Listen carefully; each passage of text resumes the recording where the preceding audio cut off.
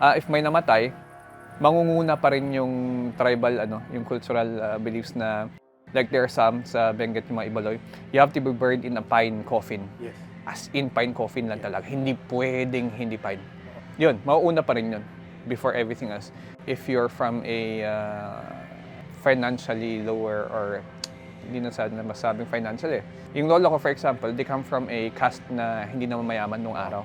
Olden times ba?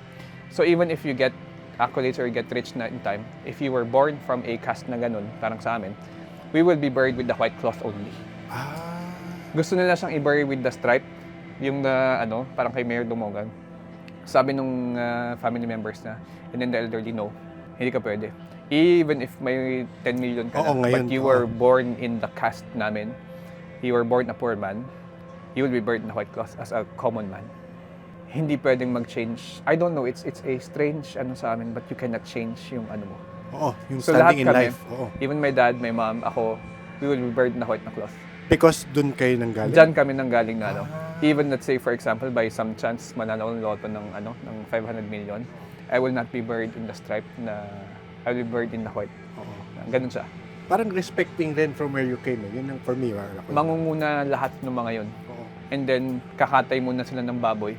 And always sa lahat ng where there's the dead, there's always a presider na, siguro aside from the priest, there's always a presider na, yung mambunong or yung, siguro converted to albularyo siguro, mga native na namin, priests.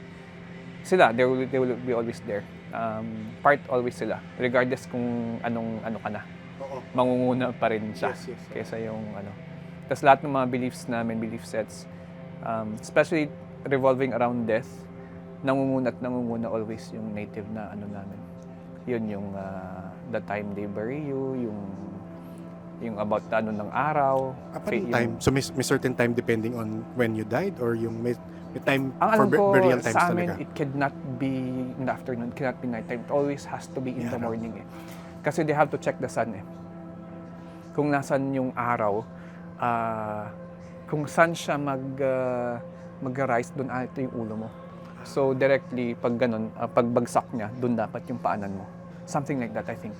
So pati yung pati kung saan babagsak yung, dapat alam mo kung saan yung path mo saan. Yes, parang ganun. So you need the mambunong. Kasi siya yung... To read the and then you need consultation from yung elders. Maraming ganyan na mga sa amin.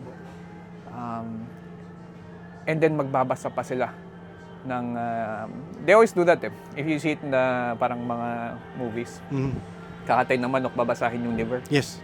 Always apart. Tapos yung mambunong magsasabi na, okay, pwede na. A requirement for this one na ritual, 2 itim na baboy. Tapos dapat masatisfy yung If not, katay ka ulit. Talaga? Depending on yung satisfaction ng pagbasa. So you could slaughter 10 chickens, dire-diretso kung hindi niya gusto yung basa ng So parang depending dun sa parang need nung spirit na ina-appease. babasahin mo yung liver ng manok, ibabasahin ng mambunong, titignan niya ganyan. Tapos